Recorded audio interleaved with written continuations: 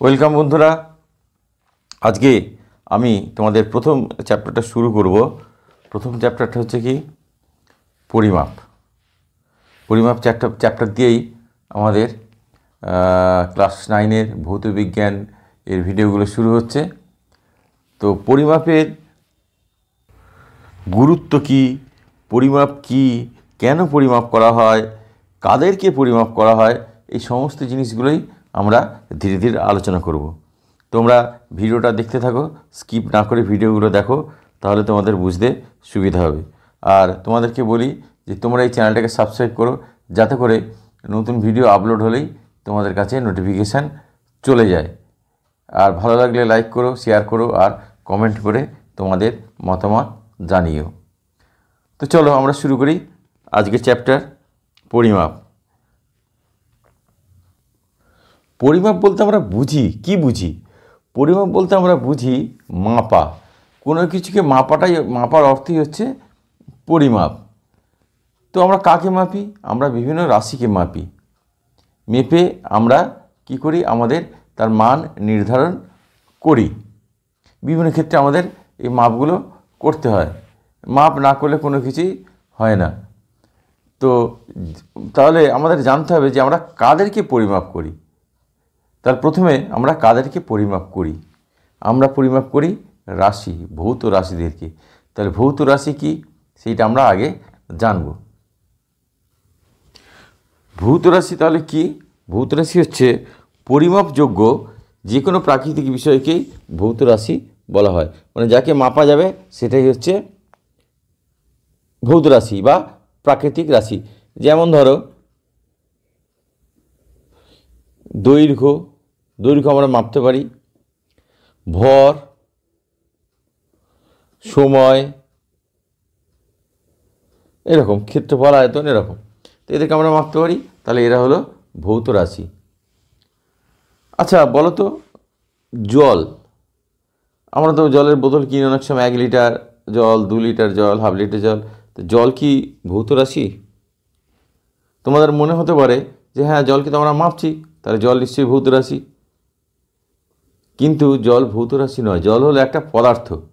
জল একটা পদার্থ। আমরা জলকে মাপছি না, আমরা জলের আয়তনকে মাপছি। আমরা যে 1 লিটার বলছি, 2 লিটার বলছি, হাফ লিটার বলছি, এটা কি? এটা হচ্ছে জলের আয়তন। জলকে তো অন্যভাবেও মাপা যায়। জলকে ওজন করেও তো মাপা যায়, জলের ভরও মাপা যায়, 1 কিলোগ্রাম জলও মাপা যায়। ঠিক আছে? তো আমরা মাপছি কিন্তু নয় ভর, নয় আয়তন বা অন্য কিছু। তো তাহলে মাপছি আমরা ভর, আয়তন, এইগুলো হচ্ছে রাশি। জল কিন্তু পদার্থ। অন্য কিছুর ক্ষেত্রেও তাই। আমরা যখন কোনো কাপড় কিনি, তো আমরা কাপড়টাকে কী মাপি? কাপড়ের দৈর্ঘ্য মাপি। কাপড়টাকে মাপি না, কাপড়ের দৈর্ঘ্যটাকে মাপি। 5 মিটার, 6 মিটার, 8 মিটার, এটা হচ্ছে কাপড়ের দৈর্ঘ্য। ঠিক আছে? তাহলে এখানে রাশি হচ্ছে দৈর্ঘ্যটা, কাপড়টা নয়। কাপড়টা হচ্ছে পদার্থ। তাহলে পদার্থ আর রাশির মধ্যে পার্থক্যটা তোমরা নিশ্চয়ই বুঝতে পেরেছ। তো এই হলো ভৌত রাশি। ভৌত রাশি সাধারণত 2 প্রকার। একটা হচ্ছে কি স্কেলার রাশি,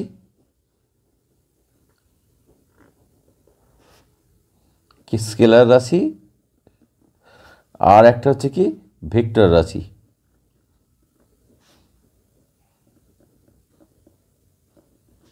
এক হচ্ছে স্কেলার আর 2 হচ্ছে ভেক্টর। এখন স্কেলার রাশি কি? স্কেলার রাশি হচ্ছে যে রাশির শুধুমাত্র মান আছে, কিন্তু কোনো দিক নেই বা অভিমুখ নেই, এবং যাদেরকে যোগ বিয়োগ সাধারণ আমাদের বীজগাণিতিক পদ্ধতিতেই করা যায়। ঠিক আছে? সাধারণ যেভাবে আমরা যোগ বিয়োগ করি, 5 5 10, 10 2 12, এরকম এইভাবে যোগ বিয়োগ করা যায়। সেই সমস্ত রাশিগুলোকে বলা হয় স্কেলার রাশি। যেমন দৈর্ঘ্য, ভর, এগুলো হচ্ছে সব স্কেলার রাশি। ঠিক আছে? আবার কিছু রাশি আছে যাদেরকে কিন্তু শুধুমাত্র মান দিয়ে মাপা যায় না, তাদেরকে মানের সাথে সাথে অভিমুখটাও মাপতে হয়। যখন মানের সাথে সাথে অভিমুখটাও মাপতে হয়, তখন তাকে আমরা বলি ভেক্টর রাশি।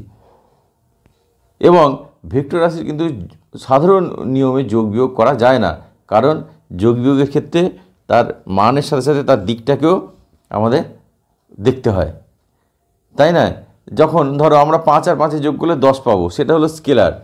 কিন্তু 5 আর 5 যদি দুটো উল্টো দিকে থাকে তাহলে কিন্তু সেই দিকটা যখন আমরা বিচার করব তখন কিন্তু তার মান হয়ে যাবে 0। একটা 5 ডান দিকে আর একটা 5 বাঁ দিকে, একটা উত্তর দিকে একটা দক্ষিণ দিকে। তো এই দিকটা যখন কনসিডার করছি তখন সেটা হয়ে যাচ্ছে ভেক্টর রাশি। তো স্কেলার আর ভেক্টরের পার্থক্যটা বুঝতে পারলে তো, যেখানে মানের সাথে সাথে দিকটাও আমরা বিচার করব, সেটা হয়ে যাচ্ছে ভেক্টর রাশি। এবং এক্ষেত্রে আরেকটা জিনিস যে আমাদের চিন্তার বিষয় আছে, সেটা হচ্ছে কি যে আমাদের মনে রাখতে হবে যে একে কিন্তু সাধারণ আমাদের যোগ বিয়োগ, সাধারণ বীজগণিত নিয়মে যোগ বিয়োগ করা যায় না।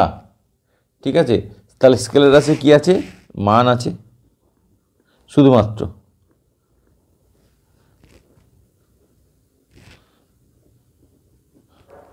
আর ভেক্টর রাশি কী আছে? মান এবং অভিমুখ দুই আছে, মান এবং অভিমুখ দুই আছে। আর এটা সাধারণ বীজগণিত নিয়মে যোগ বিয়োগ করা যায়, কিন্তু ভেক্টর রাশির ক্ষেত্রে এটা করা যায় না। স্কেলার রাশির উদাহরণ কি? দৈর্ঘ্য, ভর, সময়। আর ভেক্টর রাশির উদাহরণ কি? ভেক্টর রাশির উদাহরণ হলো বল,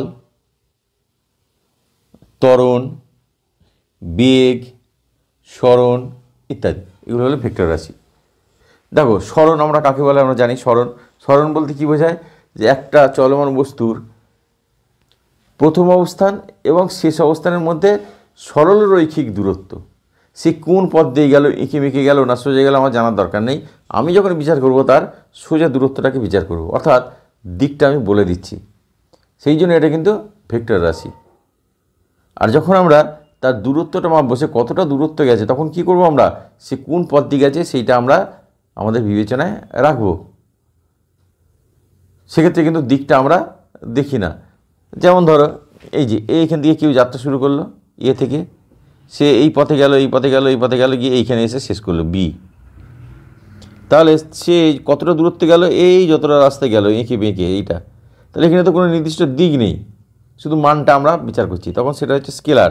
কিন্তু যখন আমরা এটা সরণ মাপবো তখন কিন্তু এ থেকে বি ডাইরেক্ট মাপবো শেষ অবস্থান, তখন কিন্তু এই দিকটা আমাদের বিচার করতে হচ্ছে, তখন এটা হয়ে যাচ্ছে ভেক্টর রাশি। তাহলে স্কেলার আর ভেক্টরের পার্থক্যটা বুঝতে পারলে তোমাদের কিন্তু স্কেলার ভেক্টরের পার্থক্য পরীক্ষায় আসতে পারে। ঠিক আছে, তো স্কেলার ভেক্টরের পার্থক্য আমি কয়েকটা পয়েন্ট তোমাদের বলে দিচ্ছি, তোমরা সেগুলো খাতায় লিখে রাখতে পারো। তাহলে দেখো স্কেলার রাশির 1 নম্বর পয়েন্টে কী লিখবো? শুধুমাত্র মান আছে।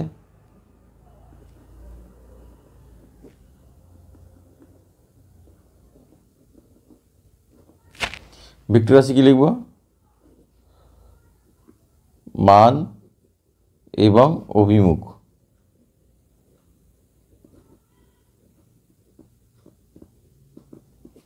শুধুমাত্র মান আছে আর ওটার মান এবং অভিমুখ আছে। আচ্ছা, 2 নম্বরে আমরা কী লিখব? স্কেলার রাশির স্কেলার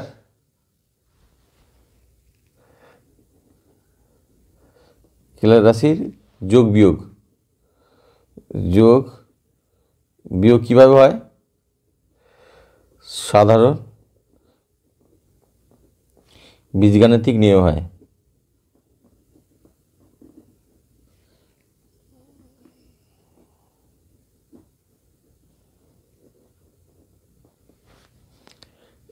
আচ্ছা, এটাকে এখানে 1 নম্বর দিই, এটা 2 নম্বর। এখানে কি লিখব? এখানে লিখব যে ভেক্টর রাশির যোগ বিয়োগ সাধারণ বীজগাণিতিক নিয়মে হয় না।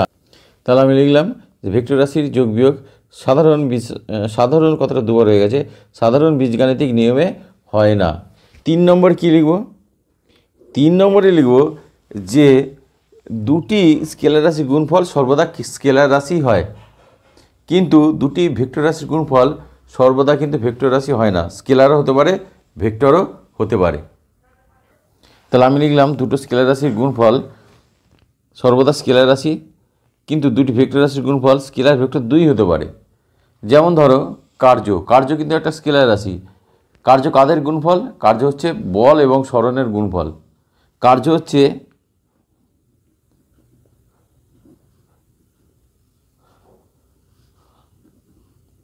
বল গুণ সরণ, এটা ভেক্টর, এটাও ভেক্টর, তার গুণফল কার্য হচ্ছে কি, কার্য হচ্ছে স্কেলার। ঠিক আছে, তো বুঝতেই পারছো দুটি ভেক্টর রাশির গুণফল ভেক্টর হতে পারে আবার স্কেলার হতে পারে। তো স্কেলার আর ভেক্টর এই বেশি কিছু তোমাদের নেই সিলেবাসে, তো এই পার্থক্যটুকু শুধু জেনে রাখলেই তোমাদের হবে। তবে একটা বলি তোমাদের একটা কথা, সেটা হচ্ছে যে ধরো তড়িৎ প্রবাহের কিন্তু মান অভিমুখ দুই আছে, তার সত্ত্বেও এটা স্কেলার রাশি। তার কারণ হচ্ছে যে তড়িৎ প্রবাহ মান অভিমুখ দুই থাকলেও এদের যোগ কিন্তু ভেক্টরের নিয়ম অনুযায়ী যোগ বিয়োগ হয় না, তাই এটা একটা স্কেলার রাশি। চাপের ক্ষেত্রেও তাই, চাপের মান অভিমুখ দুই আছে কিন্তু চাপ একটি স্কেলার রাশি, এদের যোগ বিয়োগ ভেক্টরের নিয়ম অনুযায়ী হয় না। ঠিক আছে, তোমাদের অনেক সময় প্রশ্ন আছে যেমন একটি রাশির নাম বলো যার মান আছে অভিমুখ আছে অথচ সেটি স্কেলার রাশি, তো তোমরা এটা বলে দেবে। ঠিক আছে, এবার দেখো আমরা যেটা আলোচনা করব সেটা হচ্ছে একক। এককটা কী জিনিস এবং এককটা আমাদের কেন দরকার। দেখো তুমি ধরো দোকানে গেলে, দোকানে গিয়ে চাল কিনতে গেছো, তুমি যদি দোকানে গিয়ে বলো যে আমায় চাল দাও 5, তো তুমি যদি 5 বলো, দোকানদার কি কিছু বুঝতে পারবে না তোমাকে চাল দেবে? বা তুমি ছিটের কাপড় কিনতে গেছো, সেখানে গিয়ে বললে যে আমায় কাপড় দাও 2, দোকানদার কি কিছু বুঝতে পারবে? কিছুই বুঝতে পারবে না, দোকানদার তো কিন্তু তোমায় দেবে না। তাহলে তোমাকে কি বলতে হবে যে আমায় 5 কিলো চাল দাও, অথবা আমায় 2 মিটার কাপড় দাও। এই যে 2 মিটার বলছি, 5 কিলো বলছি, এই মিটার কিলো এইগুলি হচ্ছে একক।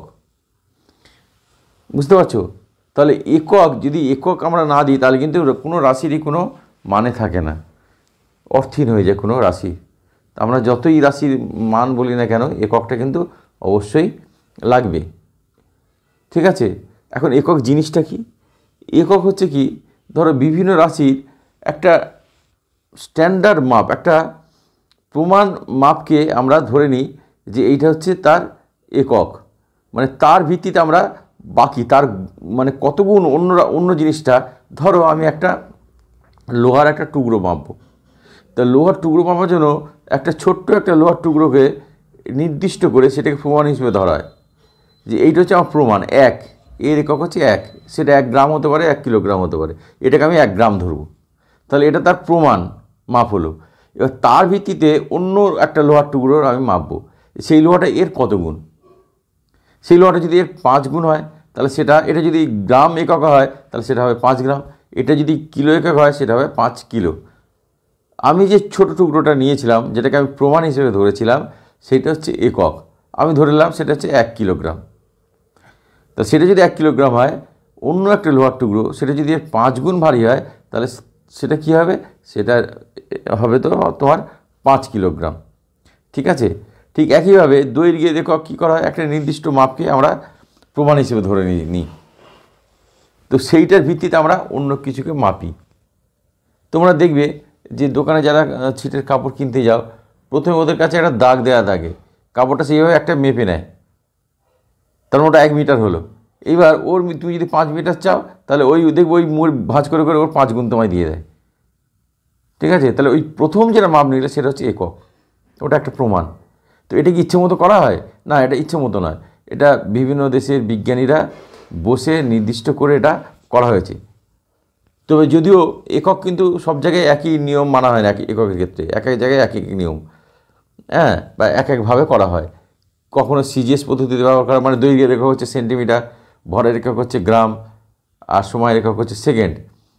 কোথাও আবার যেমন ব্রিটিশদের ক্ষেত্রে এফপিএস এককটা ধরা হয়, দৈর্ঘ্যের একক হচ্ছে ফুট, ভরের একক হচ্ছে পাউন্ড, সময়ের একক হচ্ছে সেকেন্ড। ঠিক আছে, এরকম সিস্টেম চালু আছে। আবার কোথাও দৈর্ঘ্যের একক ধরা হয় কিলোমিটার, কোথাও দৈর্ঘ্যের একক ধরা হয় গজ। বুঝতে পেরেছ? তো এইভাবে করা হয়, ফুট, গজ, এরকম। তো এই যে জিনিসগুলো বিভিন্ন জায়গায় বিভিন্ন একক ব্যবহার করা হয়, এতে করে কি হয়, এখন বুঝতে পারছো যে পৃথিবী কিন্তু অনেক ছোট হয়ে এসছে। ছোট হয়ে এসছে এই অর্থে পৃথিবীর সাইজ ছোট হয়নি, কিন্তু মানুষের মধ্যে আদান প্রদান অনেক বেড়ে গেছে। মানুষ চট করে এক জায়গা থেকে আরেক জায়গায় যাচ্ছে এবং মানুষের যে কার্যক্রম সেটা কিন্তু প্রতিনিয়ত আদান প্রদান হচ্ছে। ভারতের মানুষ আমেরিকার মানুষের সাথে কাজ করছে, ইংল্যান্ডের মানুষ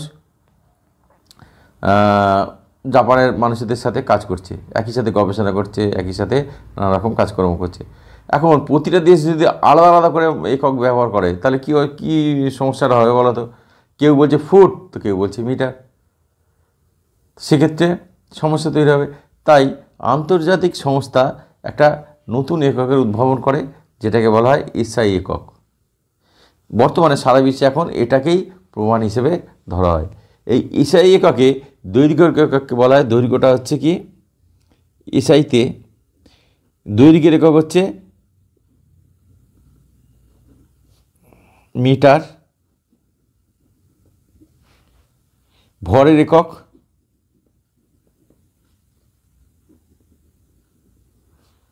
কিলোগ্রাম, আর সময়ের একক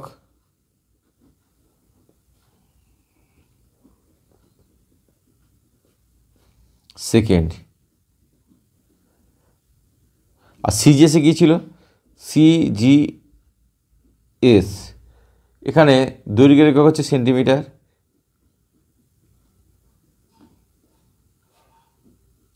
সেমি বা সেন্টিমিটার। ভরের একক কি? ভর হচ্ছে গ্রাম। সেমি থেকে সি কথাটা এসছে, গ্রাম থেকে জি কথাটা এসছে, সিজি। আর সময় কি? সেকেন্ড, সেকেন্ড থেকে এস, এইটা নিয়ে সিজিএস। তাহলে সেমি থেকে পরবর্তীকালে সেটা হয়ে গেছে মিটার, গ্রামটা হয়ে গেছে কিলোগ্রাম, আর সেকেন্ডটা সেকেন্ডই আছে। সময়ের একক মোটামুটি সব ক্ষেত্রেই সেকেন্ডই ধরা হয়। তো এই হলো একক। এককের প্রয়োজনীয়তা কী? প্রয়োজনীয়তা তোমাদের একটু আগে বললাম যে সঠিক পরিমাণ নির্দেশ করার জন্য এককটা অবশ্যই দরকার। তুমি 5 বলতে কী বোঝাচ্ছ? কিলোগ্রাম বোঝাচ্ছ না গ্রাম বোঝাচ্ছ? কিলোগ্রাম হলে তার পরিমাণটা একরকম হবে, গ্রাম বললে তার পরিমাণটা একরকম হবে, যদি পাউন্ড বলো তার পরিমাণটা আরেক রকম হবে। তো তাহলে আমাদের সঠিক পরিমাণ নির্দেশ করতে কিন্তু এককের প্রয়োজনীয়তা অবশ্যম্ভাবী। ঠিক আছে। আর ভৌত রাশির স্বতন্ত্রতা বোঝাতে, অর্থাৎ আমি ধরো আমি কোনো জিনিসটা আমি কিনতে গেছি, আমি সেই যে জিনিসটা কিনতে গেছি সেটা কি ভরে মাপবে না দৈর্ঘ্য মাপবে? তুমি 10 বললে, 10 মানে কিন্তু বোঝা যাচ্ছে না যে সেটা 10 ভর তার, না তার দৈর্ঘ্য, না সময় মাপছি। তাহলে যে রাশিগুলোর স্বতন্ত্রতা বোঝাতেও কিন্তু এককগুলো খুব প্রয়োজনীয়। আমি যখনই 10 সেকেন্ড বলবো তখন বোঝা যাচ্ছে যে এটা সময়ের পরিমাপ হচ্ছে। আমি যখনই 10 গ্রাম বা 10 কিলোগ্রাম বলবো তখন বোঝা যাবে যে এটা ভরের কথা বলছে। আর যদি সেন্টিমিটার, মিটার বা কিলোমিটার বলি তাহলে কিন্তু সেটা বোঝা যাবে যে এটা দৈর্ঘ্যের কথা বলছে। তার স্বতন্ত্রতা, রাশিগুলোর স্বতন্ত্রতা বোঝাতে একক দরকার। আর কি? সঠিক পরিমাণটা বোঝাতে কিন্তু একক দরকার। আর বিভিন্ন ভৌত রাশিগুলোর মধ্যে সম্পর্ক স্থাপনের ক্ষেত্রেও এককগুলো অবশ্যই দরকার। ঠিক আছে। যেমন ঘনত্ব। ঘনত্ব মানে কি? ঘনত্ব মানে হচ্ছে একক আয়তনে কোনো বস্তুর যে ভর হয় তাকে বলা হয় ঘনত্ব। তাহলে ঘনত্ব মানে হচ্ছে ভর বাই আয়তন। তাহলে সিজিএসে এইটার একক কি? গ্রাম পার সেন্টিমিটার কিউব। তাহলে এই যে রাশিগুলোর মধ্যে সম্পর্ক, সেটাও আমরা এর সাহায্যে করতে পারছি, সম্পর্কটা স্থাপন করতে পারছি। তো এই হলো এককের প্রয়োজনীয়তা। আমি তোমাদের 3টে পয়েন্ট বললাম, 3টে পয়েন্ট তোমরা শুনে শুনে খাতায় ভালো করে লিখবে। পরীক্ষায় অনেক সময় আসে যে এককের প্রয়োজনীয়তা কী, তাহলে যে 3টে পয়েন্ট বললাম সেই 3টে পয়েন্ট তোমরা খাতায় লিখবে। 1 নম্বর আমি কি বলেছি? 1 নম্বর বলেছি সঠিক পরিমাণ বোঝানোর জন্য। 2 নম্বর বলেছি যে ভৌত রাশিগুলোর মধ্যে স্বতন্ত্রতা বোঝাতে। আর 3 নম্বর বলেছি যে ভৌত রাশিগুলোর মধ্যে সম্পর্ক স্থাপনের জন্য। ঠিক আছে। আচ্ছা, এবার আমরা জানব যে প্রাথমিক একক কী আর লব্ধ একক কী। প্রাথমিক একক বলতে যে সেই সমস্ত রাশির একক, যে সমস্ত রাশির এককগুলো কী হয়, অন্য কোনো রাশির এককের উপর নির্ভর করে না। যেমন ধরো দৈর্ঘ্য।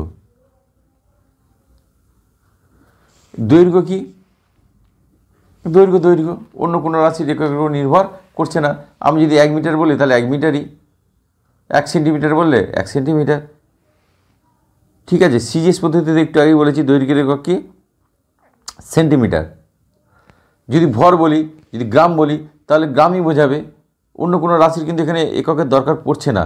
বা সময় সেকেন্ড, সেকেন্ড বললেও অন্য কোনো এককের এখানে দরকার পড়ছে না। আর লব্ধকে কি দৈর্ঘ্য, আমি বললাম প্রাথমিক দৈর্ঘ্য, ভর, সময়। সিজিএসে দৈর্ঘ্যের একক সেন্টিমিটার, ভর হচ্ছে গ্রাম, সময় হচ্ছে সেকেন্ড। এই সিজিএস প্রথম অক্ষরগুলো নিয়ে হয়েছে সিজিএস। তো সিজিএস পদ্ধতিতে এই 3টে রাশির একককে প্রাথমিক একক হিসাবে ধরা হতো। বর্তমানে এসআই পদ্ধতিতে কিন্তু এই 3টে ছাড়াও আরও 4টে রাশির একককে ধরা হয়। এটা হলো সিজিএস পদ্ধতিতে। এসআই পদ্ধতিতে কি এই 3টে তো আছেই, এর সাথে সাথে আরও 4টে। সেই 4টে কি উষ্ণতা, এইটা হচ্ছে সিজিএস, এর সাথে যেটা যোগ হয়েছে উষ্ণতা, এটাকে কেলভিন এককে প্রকাশ করা হয়। তড়িৎ প্রবাহ মাত্রা, তড়িৎ প্রবাহ মাত্রা, এটাকে অ্যাম্পিয়ারে প্রকাশ করা হয়, অ্যাম্পিয়ার।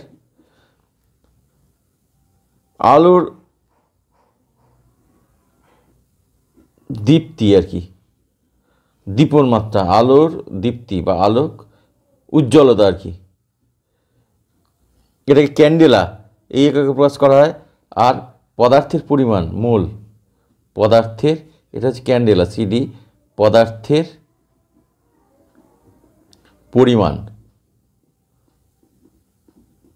মোল, মোল এককে এটা প্রকাশ করা হয়।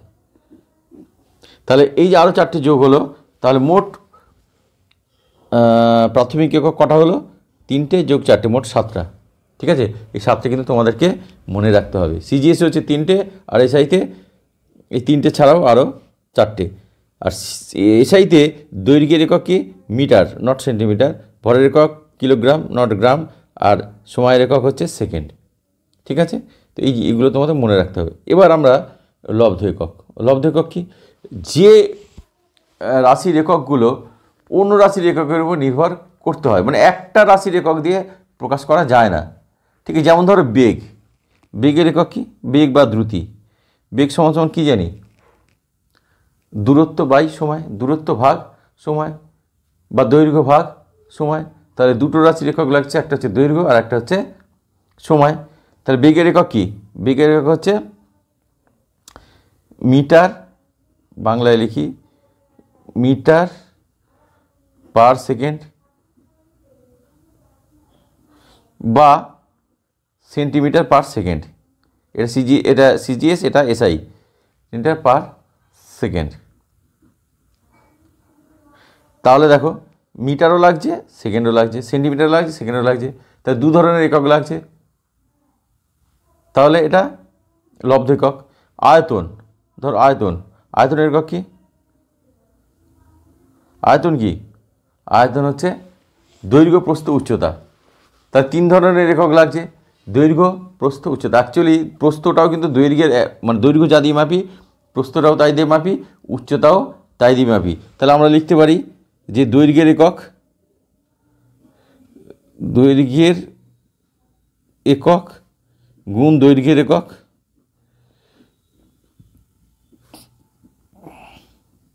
গুণ দৈর্ঘ্যের একক।